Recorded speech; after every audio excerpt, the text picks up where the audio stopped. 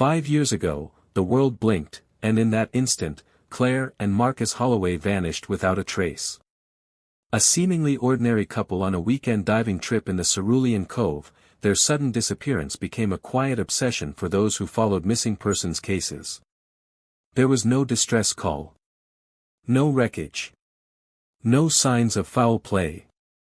Their rented boat was found drifting peacefully near a cluster of sea caves, its anchor chain snapped clean through, but there was no blood, no damage, not even a dropped flashlight. It was as if the ocean had swallowed them whole and scrubbed away every fingerprint. At the time, the story gripped local news for weeks. Claire, a marine biologist, was known for her work with coral reef rehabilitation, while Marcus, a former Navy diver turned underwater photographer, had a modest but loyal following online. They weren't famous, but their story was compelling. Two capable professionals, experienced swimmers, familiar with that very coastline. Gone, just like that. Authorities scoured the area for weeks.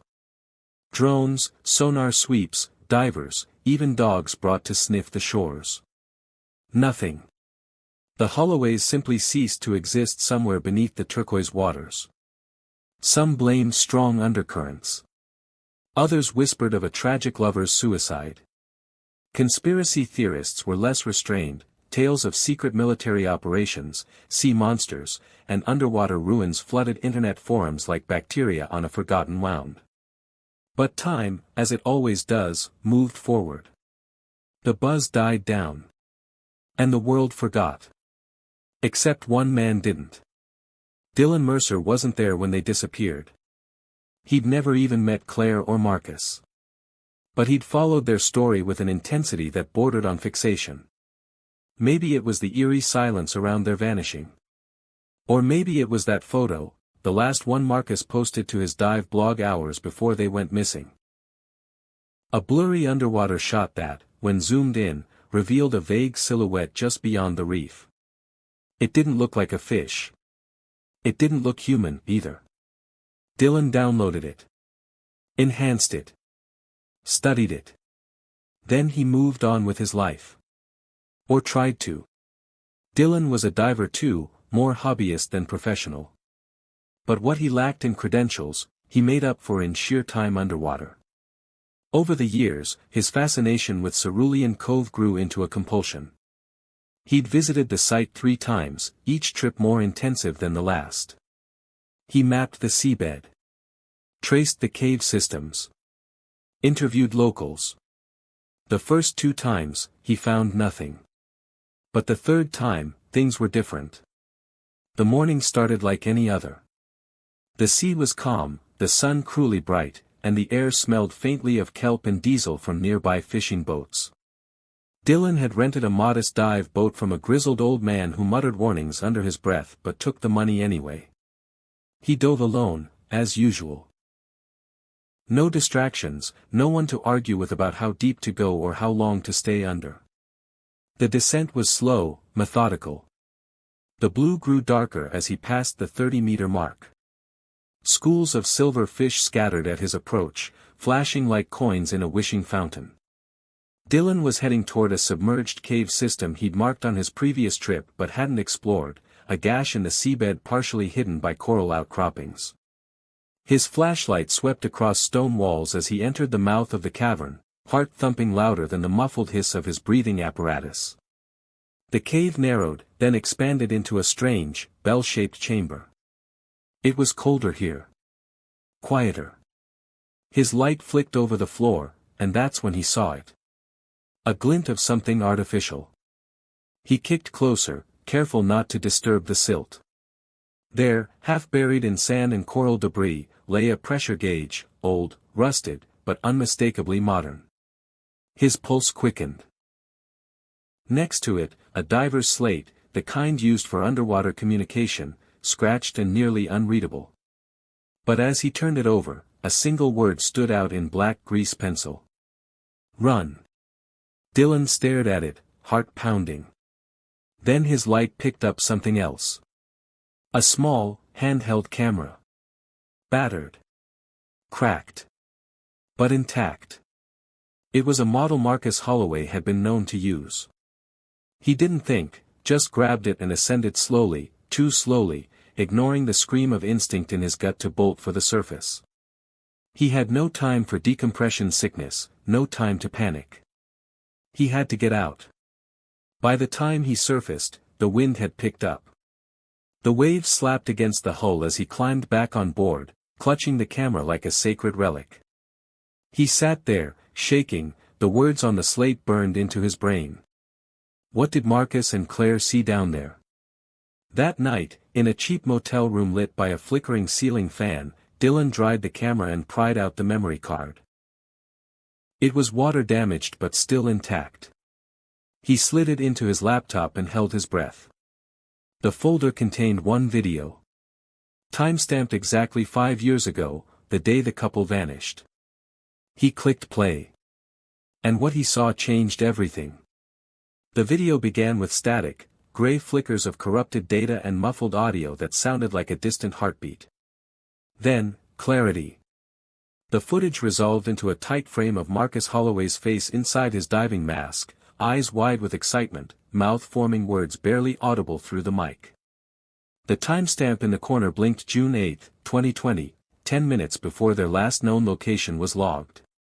Dylan leaned forward, his fingers frozen over the laptop keys. The video quality wavered, but the camera had been recording steadily, mounted to Marcus's chest rig. For the first few minutes, it was standard dive footage, a descent into the same stretch of Cerulean Cove Dylan had just explored. Sunlight filtered through the water in rippling shards, and Claire floated into frame, signaling something with her hands.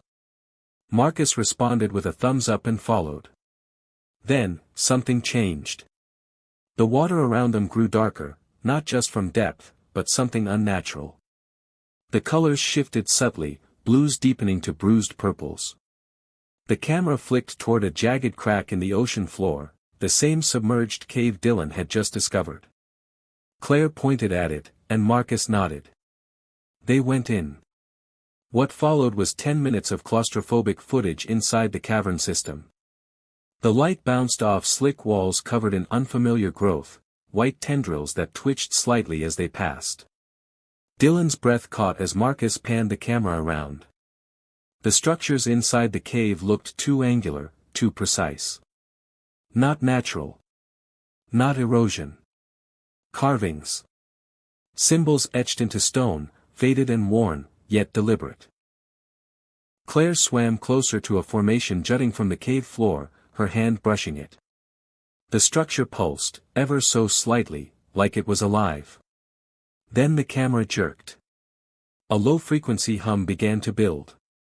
Marcus turned the lens toward Claire, who was staring, frozen. Her body rigid, fingers trembling. She turned slowly to face him, eyes wide behind her mask. The hum grew louder. And then, something passed behind them. A shape, blurry, massive, and wrong. Not a fish. Not a shark. A slithering coil of something that shimmered and bent light, distorting reality around it like heat over pavement. The audio warped, the picture twisted violently, and the next frame was pure chaos, bubbles, disoriented movement, flashing light, and Claire's distorted scream, barely human. Then black. The video ended there. Dylan sat in stunned silence, his ears filled with his own heartbeat. He replayed the footage 3 times, pausing on the distorted figure that flashed behind them. Frame by frame, he could just make out the arc of a spine, segmented, metallic. Organic. Whatever it was, it moved with intention. It wasn't fleeing. It was circling.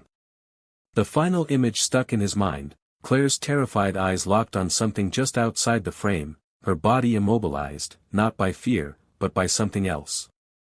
A force. A presence. He rubbed his eyes, still hearing that unnatural hum, like the vibration of a tuning fork deep in his bones. It hadn't just been recorded, he felt it. For hours, he scoured every online diving forum and marine biology subreddit he could find, uploading stills from the footage, asking anonymously if anyone had seen anything similar in deep-sea environments. Most responses were jokes or obvious trolls. One user, seawitness_77, responded only once. Turn back. You're lucky it let you leave. Dylan replied, asking for more info. The user never responded again.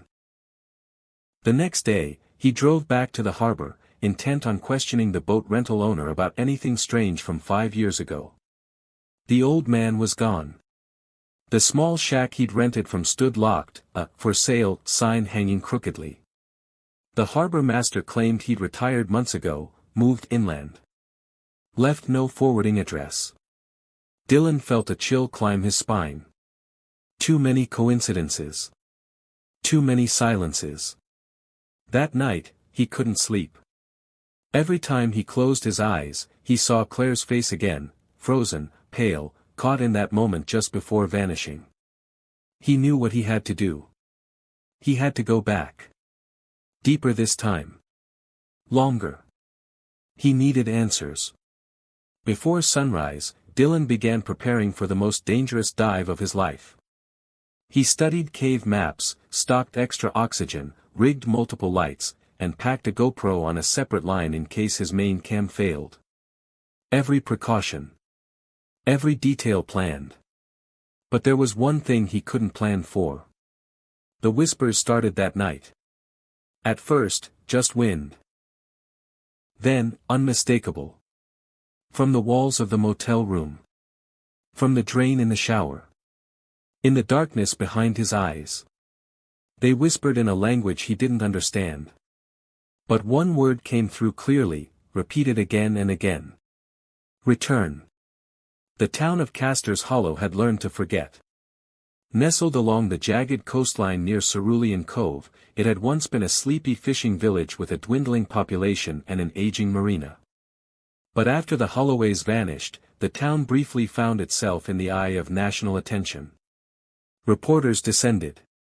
Satellite trucks clogged the wharf. Every cafe and guesthouse buzzed with speculation, theories, accusations. But when weeks turned into months and the ocean gave nothing back, the media moved on. So did most of the town. Except for a few. Joanna Fields, the local librarian, remembered the day Claire Holloway walked in, asking about old coastal records.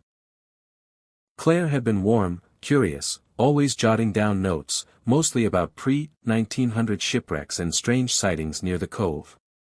She wasn't some thrill-seeking adventurer. She was careful, methodical. Marcus, on the other hand, had the energy of someone always chasing the next story. He asked more questions than he answered. Joanna remembered him showing her a dive map scrawled with odd annotations. He'd smiled when she said the markings looked ancient. That's what she said, he'd replied, nodding toward Claire. They were looking for something. No one knew what. And then, they were gone. Dylan arrived back in Castor's Hollow just after noon, exhausted but resolute. The camera footage played over and over in his mind like a looping nightmare. Every step he took felt like walking deeper into a fog that hadn't lifted in 5 years. He wasn't sure what exactly he was searching for now: answers, closure, proof. He only knew one thing: he couldn't let this go. He parked outside the local library, the same place Claire had visited before the dive. The building was quiet, as if resisting time. Inside, Joanna Fields sat behind the desk, looking up from a stack of historical pamphlets with faint recognition. "You're not from around here," she said, eyeing the salt stains on his jacket. "No, ma'am. Name's Dylan Mercer. I was hoping to ask you about something, about the Holloways."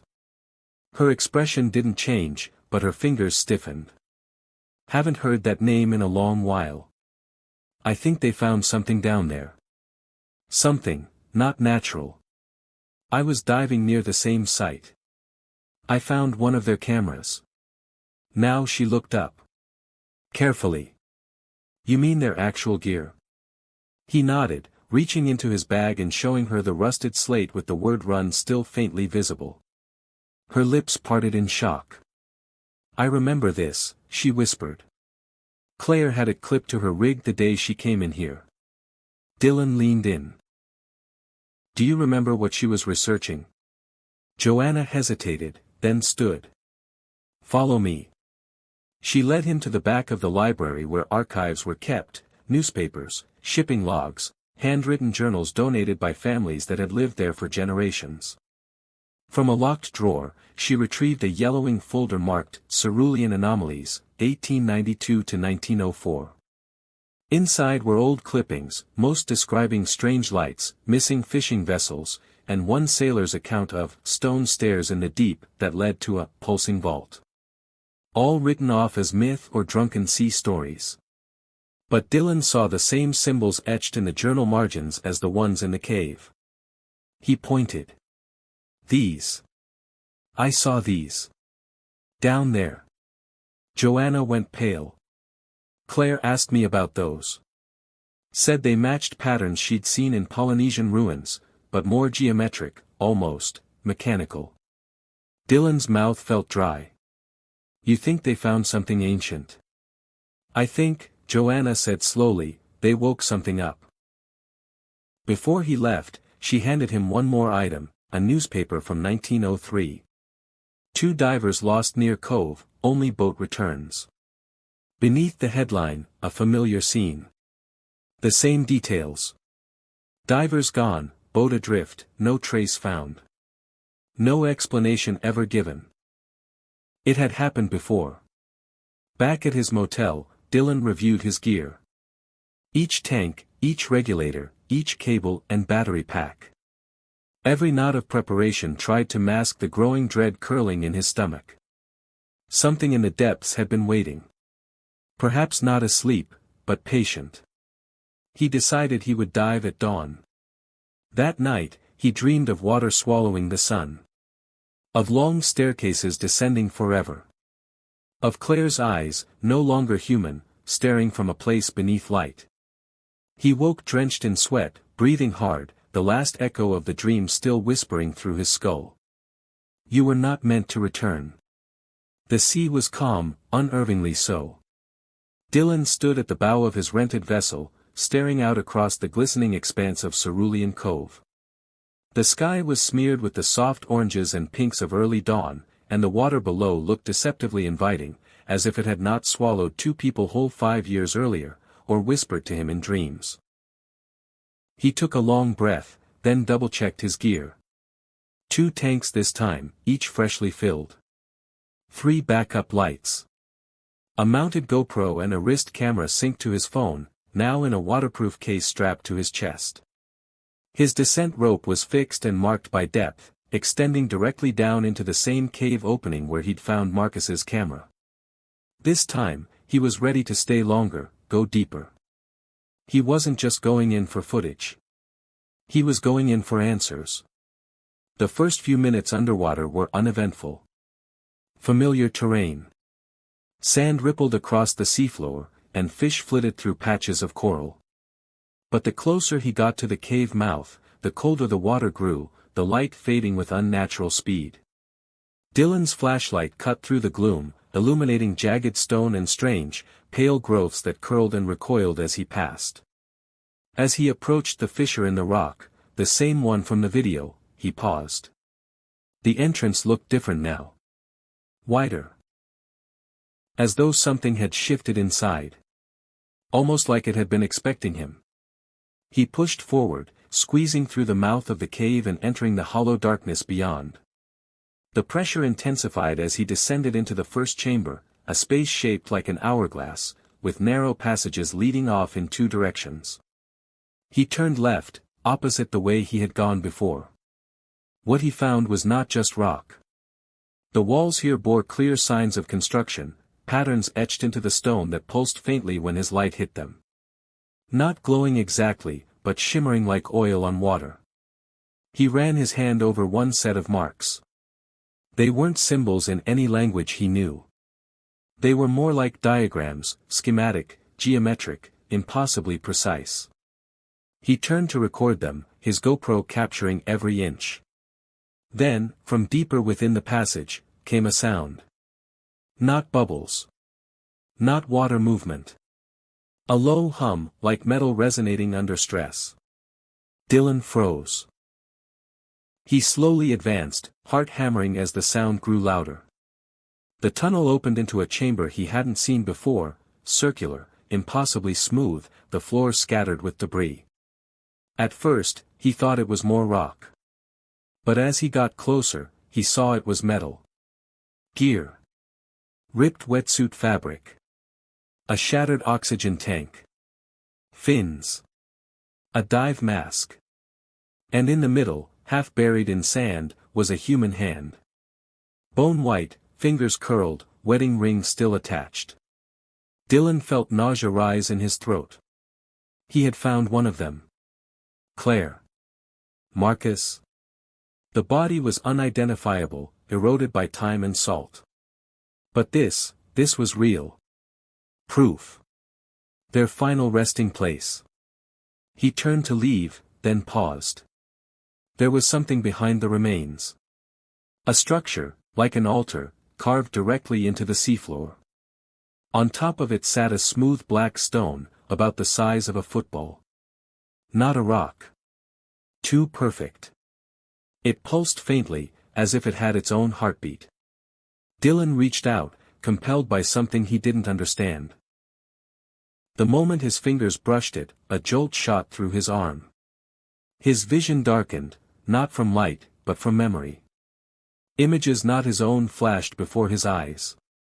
Claire, swimming downward, her mouth opening in terror. Marcus shouting, shaking her.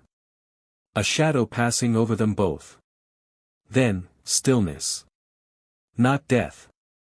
Something else. A presence. It saw him now. The GoPro shorted out. His flashlight flickered. The hum roared, deafening in the water, and Dylan turned just in time to see something vast moving in the dark beyond the chamber, something with too many eyes and no face. Something ancient. He fled. Kicking with everything he had, he dropped his remaining camera and pulled himself toward the surface. The cave twisted around him, unfamiliar now, walls shifting and narrowing like a throat closing. He barely squeezed through the original entrance before his last light sputtered out completely. When he finally broke the surface, gasping and disoriented, the sky was dark. Hours had passed. He clung to the side of the boat, trembling, barely able to climb aboard. The air felt wrong. Heavy. Watching. He looked back toward the cove, and swore it looked closer.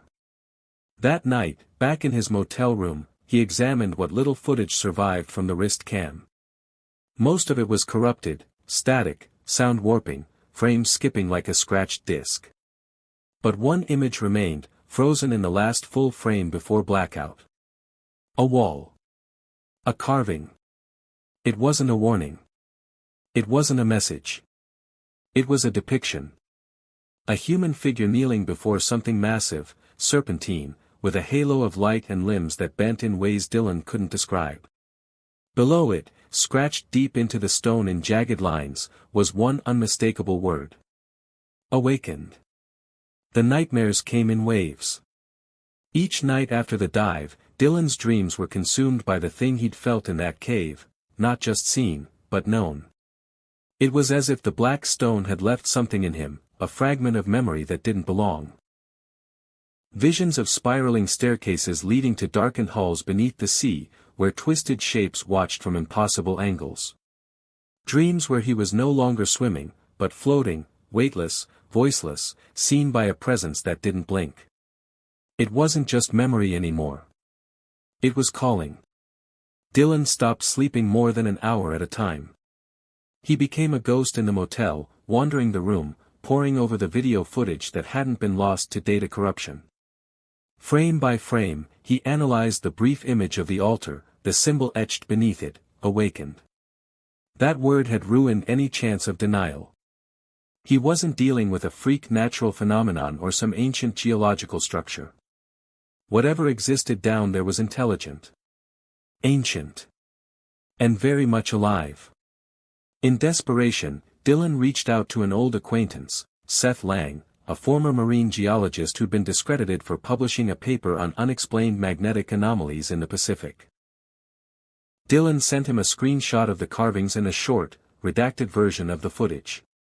Seth called within hours. "Where did you find this?" he asked, voice trembling. "Off the coast of Castor's Hollow. In a submerged cave. About 50 meters deep." There was a pause. Then, quietly, "It matches the Temple Axis inscriptions found near Bimini Road in the 70s. We thought it was a hoax. But this is different. These symbols, they're older than language. Almost like a machine interface." "Interface?" Dylan echoed. "Not writing. Not quite. More like instructions." Dylan's blood ran cold. "Instructions for what?" "Activation," Seth whispered. "I don't know how else to describe it." They spoke for over an hour, going over theories. Lost civilizations. Tectonic activity. Extraterrestrial origin.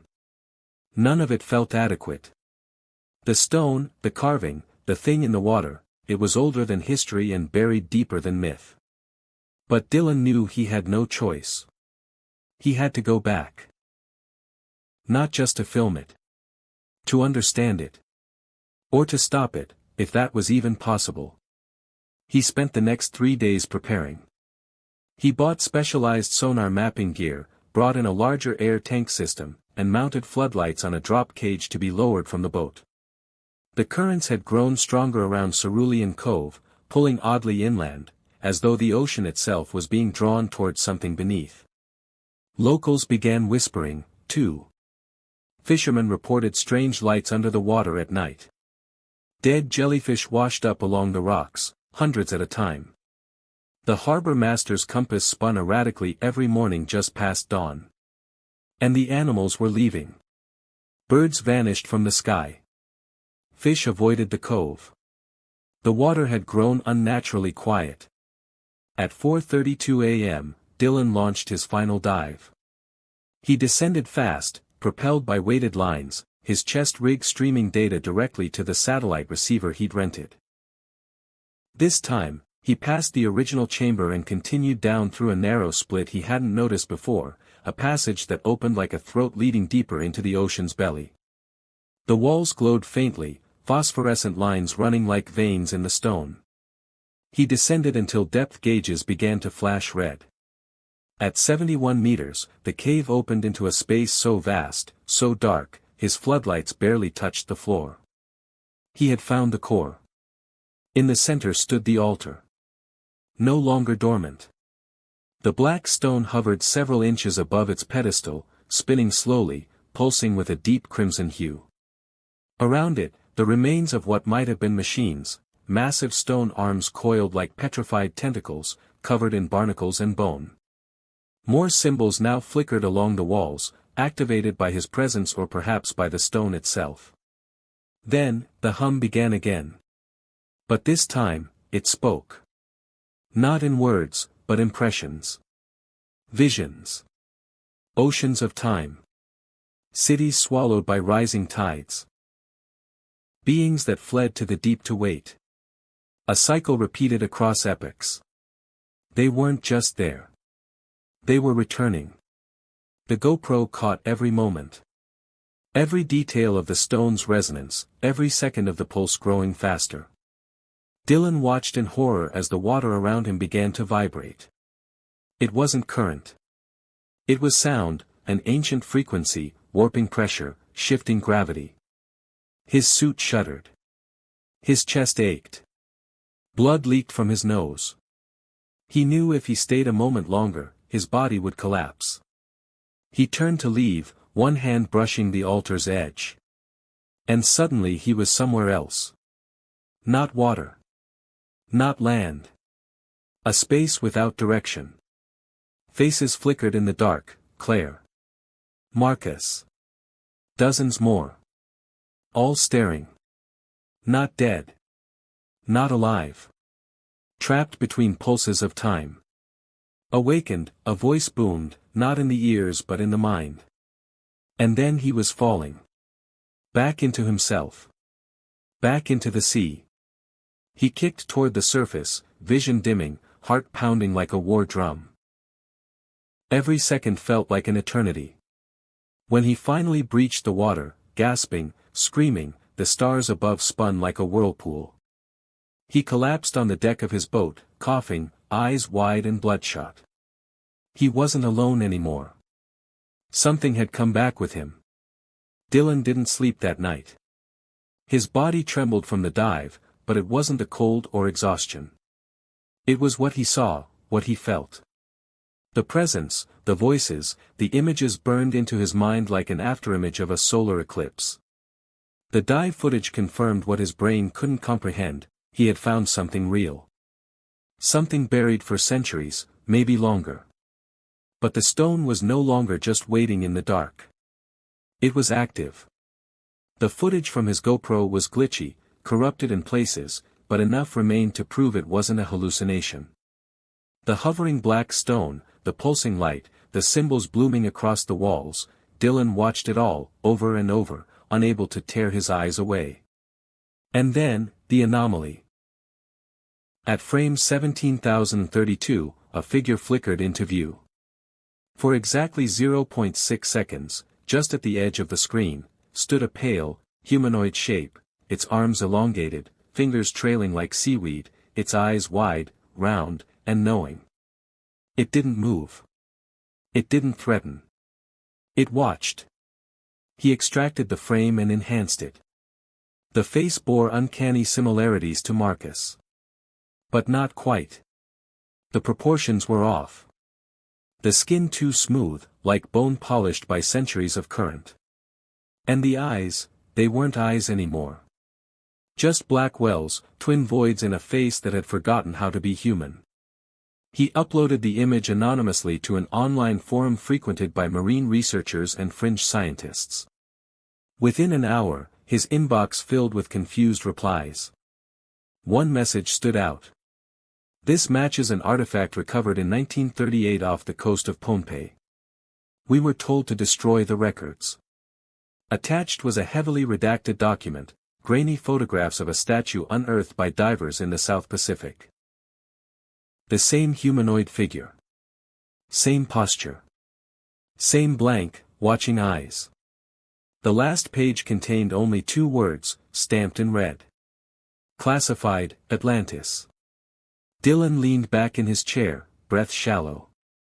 He wasn't just dealing with a local mystery anymore. This was global. Historical. Covered up and buried under generations of silence. And now it was rising. The next morning, Dylan tried contacting authorities. First the Coast Guard. Then local police.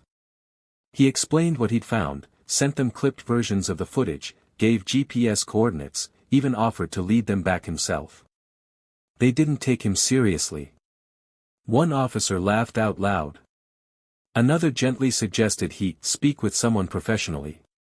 The only one who sounded remotely concerned asked him if he'd been diving too deep without proper oxygen control. By afternoon, he was convinced no one official would help him. So he turned to someone unofficial. Tristan Vale was a former journalist turned documentary filmmaker, known online for investigating hidden government programs and underwater anomalies. Dylan had followed his work for years: cryptic documentaries, banned YouTube clips, podcasts about lost cities and forgotten technologies. If anyone would listen, it was Tristan. He messaged him, attaching footage, images, even Joanna's notes from the library. Tristan replied almost immediately. "I'm coming. Don't move. Don't tell anyone else." By the next morning, Tristan arrived in Castor's Hollow with 2 assistants and enough camera gear to film a feature. He was lean, unshaven, and constantly scribbling into a notepad as Dylan recounted everything: his dives, the footage, the hallucinations, the voices. Tristan didn't question him once. Instead, he nodded slowly and said, "You found the core." Dylan blinked. "You know what this is?" "I know people have been looking for it for a very long time," Tristan replied. Most don't live long enough to confirm it exists. You're the first who's come back with proof. Real, usable proof. Together, they reviewed the footage again. Tristan's tech crew stabilized the corrupted frames, enhancing images of the carvings and comparing them to dozens of ancient symbols catalogued from sunken ruins around the world. Everything matched. Bimini. Yonaguni. Nan Madol. Structures long believed to be natural formations, or dismissed entirely, now had a common link. The same glyphs. The same geometry. The same warning. What does it mean? Dylan asked quietly. Tristan hesitated. It means there was once a civilization down there, not just advanced, but non-human. They built something. A machine. A beacon. Maybe even a gate. And now it's waking up. But why now? Tristan looked up from his notepad, eyes serious. Maybe because we're finally paying attention. Or maybe because it's ready. Later that evening, Dylan returned to the harbor for air. The town was quieter than usual. Lights flickered in windows. The wind had picked up. The water smelled different, like iron and ozone. Then he saw them. Fish, thousands of them, swimming in spirals just beneath the dock. A tight, silent cyclone of movement, as if drawn to a center unseen. The sea itself felt like it was breathing. In. Out. In again. Dylan stood frozen, watching as the spiral deepened, descending into the dark. And then they stopped. Every fish, every fin, suspended in place. And all at once, they turned to look at him. Dylan stumbled backward, nearly slipping off the dock. The school of fish, thousands of them, hovered in perfect unison, eyes glinting like polished stones in the moonlight. They were motionless, aligned, and facing him. Watching. It was impossible. Fish didn't behave like this. Not naturally. Not deliberately. Then, with no warning, they scattered in every direction, vanishing into the depths as if a silent signal had been given. He stood there for several minutes, heart pounding, listening to the rising wind and the low hum of the tide sucking against the piers. The air was thick with anticipation, as though the sea itself had taken a breath and was now holding it. By the time he returned to the motel, Tristan and his team were reviewing the sonar data they'd captured earlier that day. A topographic scan of the cave system showed something new, something growing. A series of ring-like structures expanding from the core, like roots or tendrils etched into the seabed. It wasn't natural erosion. The formations were too precise, almost architectural. It's like the cave is evolving, one of Tristan's assistants said. Or expanding. These readings weren't there 2 days ago. Dylan rubbed his temples. I don't think the structure's changing. I think it's waking up. Tristan looked at him sharply. You said you heard it. The hum. Did it speak again? Dylan hesitated. Not underwater. But at night, in my dreams. It's louder now. Closer. It doesn't feel like a memory anymore. It's like something's trying to get in. They grew quiet. Then Tristan said, we need to go back. What? I want footage of the core, up close. Full spectrum. Infrared. Audio. We need to capture this before anyone else finds it, and they will find it. Once this gets out, governments, private contractors, black-budget military, they'll come crawling. And they won't ask questions. Dylan frowned. It's not safe. Tristan smirked grimly. Since when has that ever stopped us? The following afternoon, they prepared for what they called the final dive. Tristan's crew fitted Dylan with a prototype audio recorder sensitive to frequencies beyond human hearing, while Tristan suited up to dive alongside him, the first person Dylan had taken down with him since this began. Redundant tanks. Mounted floodlights. Tethered cables to the surface. Every precaution accounted for. Then the presence said. You were never the first. You will not be the last. Suddenly, the pull released. Dylan gasped, kicking upward. Tristan was gone, already far ahead. Dylan followed, lungs burning, as the humming reached a crescendo behind him. The water around the altar churned violently, shaking the chamber as if a storm had erupted from within. He surfaced, screaming. The boat rocked wildly in the water, equipment scattered. Tristan lay sprawled on the deck, gasping, pale, muttering the same phrase over and over. It's not a place, it's a signal. That night, back on shore, Dylan watched the remaining dive footage. Much of it was corrupted, but one audio clip from the high-frequency recorder remained. When slowed down and run through filters, it revealed something chilling. A voice. Human-like. But stretched, warped. It repeated a message in perfect English, clear as day. You have been chosen to remember. For 3 days, Dylan and Tristan stayed hidden in the motel room, shades drawn, phones off, the laptop screen casting a ghostly glow over their sleepless faces. The footage was all they had left, jittery frames of the spinning altar, the flickering glyphs, the final transmission from the abyss. You have been chosen to remember. That phrase looped in Dylan's mind until it etched itself into his bones. It wasn't just a message, it was a command. A burden. Whatever ancient presence had been awakened, it didn't want worship. It wanted witnesses. And it wanted them to tell. Tristan was breaking. He barely spoke now. He stared at the walls, occasionally sketching symbols onto scraps of motel notepaper, symbols that matched nothing they'd seen before. He spoke under his breath in rhythms, as though trying to match the frequency from the cave. He refused food. Refused sleep. This is what happened to them, Dylan realized one night. Claire. Marcus. They didn't just disappear. They saw something. And it broke them. But even that didn't feel complete. Something deeper gnawed at Dylan's thoughts. Why them? Why now? What triggered the awakening? He reviewed Claire's original notes, copied from Joanna's library. She hadn't been researching legends. She had been tracking patterns, cycles of sea level changes, animal migration, and magnetic disturbances. All of it pointed toward intervals, recurrences every 5 centuries. And each time, there had been whispers of the same thing. A black stone. A sudden vanishing. A signal. She had been trying to predict when the next one would rise. And now, 5 years after her disappearance, it finally had.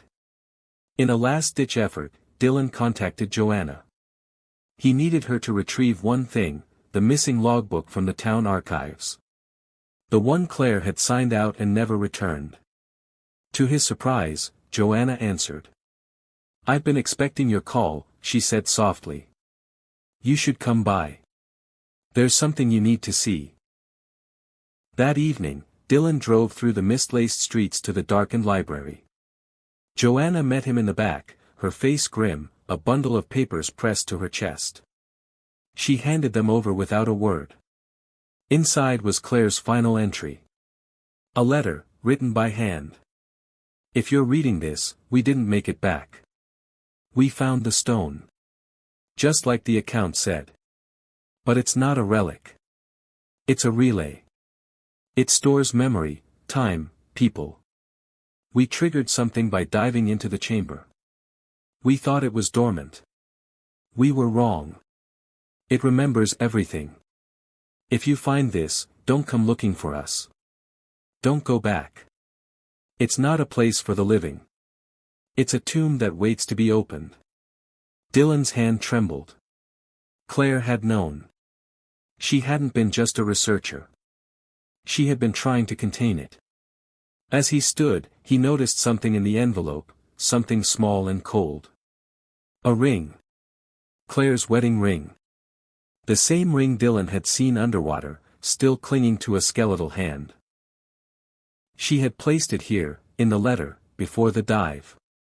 Which meant whoever, or whatever, that was in the cave wasn't Claire. Dylan's heart sank. The creatures, the architects, or whatever they were, they could mimic. They didn't just hold memories. They became them.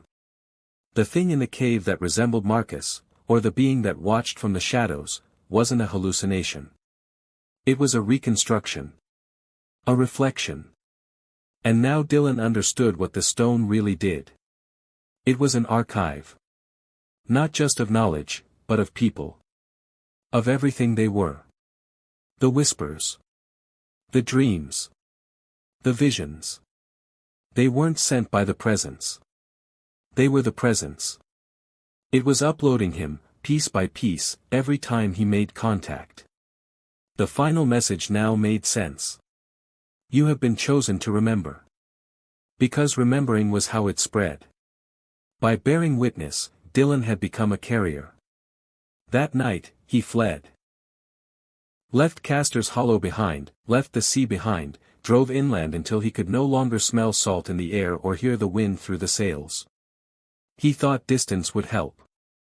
That maybe, if he got far enough away, the whispers would fade. They didn't. At night, they sang. Low, choral voices from deep in the earth, resonating through his teeth, pulsing through his dreams. Every reflective surface carried glimpses of the black stone. In every shadow, he thought he saw eyes. He tried to tell himself it was trauma. That his brain was protecting him by warping reality into metaphor. But deep down, he knew the truth. The discovery hadn't ended in the cave. It had only just begun. Dylan Mercer was never heard from again. Not officially. After fleeing Castor's Hollow, he left behind no forwarding address, no published report, no social media trail. His motel room was found weeks later. Empty, undisturbed, except for a single flash drive left on the nightstand and a short note written in his familiar, hurried scrawl. This is not a warning. It's an admission. I opened it. And now it opens through me. Tristan Vale, though fractured, recovered just enough to edit and upload a heavily redacted version of their dive footage to the darknet. The video, grainy, erratic, full of flickering glyphs and distorted audio, spread quickly among fringe communities. The footage was picked up by conspiracy forums, decoded frame by frame. Most dismissed it as an elaborate hoax. But those who'd seen something before, they knew. The clip ends with Dylan's final descent into the core, the altar spinning like a gyroscope, the black stone pulsing faster than ever. The final 10 seconds are silent, except for one strange sound, barely audible without filters. A second voice. Not Dylan's. Not Tristan's. Something beneath, speaking in rhythm. Memory is the vessel. Memory is the door. You remember. So now we return. The aftermath was subtle, almost imperceptible to the wider world. In the months that followed, oceanic seismic activity increased globally. Minor tremors along fault lines that had been dormant for centuries. Unexplained blackouts of deep-sea sensors. Disappearances of several private research submersibles operating near ancient reef formations. And then, silence. A silence too quiet. At first, people dismissed it. Just noise in the data. Random fluctuations. But those watching closely, oceanographers, divers, fringe scientists, began noticing patterns. A new anomaly, appearing in sonar scans off multiple coasts, a slowly expanding ring, etched into the seabed like a massive fingerprint. In Tristan's final podcast, recorded before he vanished from public view, he whispered a chilling thought. It's not coming. It's already here. The ocean is not the boundary. It's the beginning. What Dylan found wasn't a thing. It was an idea. A seed. A thought that remembers itself. And the more we look, the more it spreads. The world above continued on, numbed by headlines, distracted by routine. But beneath the surface, something stirred. Old machines long buried began to awaken, their hums echoing through forgotten trenches. Migrating whales altered course, swimming in massive spirals around invisible centers. Islands once thought stable began showing signs of unnatural erosion, edges dissolving as if being peeled away, not by water, but by time itself. And through it all, came dreams. Shared by many, unspoken by most. Dreams of spiraling stairs. Of voices without mouths. Of a stone that spun in the dark, whispering memories of a time before time. And always, always, the final line. You remember. So now we return.